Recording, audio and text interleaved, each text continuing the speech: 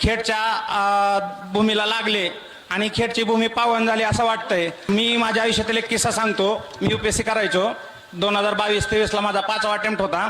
Open कॅटेगरीमधून 6 attempt असतात। मग मला चिंता लागली की आता 6व्या अटेम्प्टमध्ये नाही झालं तर काय करायचं, अटेम्प्ट तर वाढत नाहीत। म्हणून मी कुणबी प्रमाणपत्रासाठी खूप धडपड केली।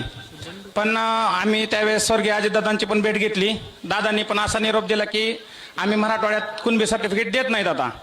पण 9 ऑगस्टला दादांनी एक क्रांती घडवली, त्याची मुहूर्तमेढ लावली आणि त्या माध्यमातून मला कुणबीचं सर्टिफिकेट अवघ्या 300 रुपयात भेटलं आणि त्याची व्हॅलिडिटी फक्त आणि फक्त 400 रुपयात झाली।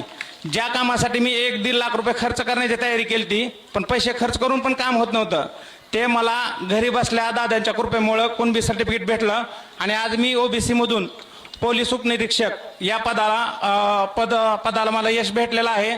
आज दादांचं पाय खेडच्या भूमीला लागले आणि खेड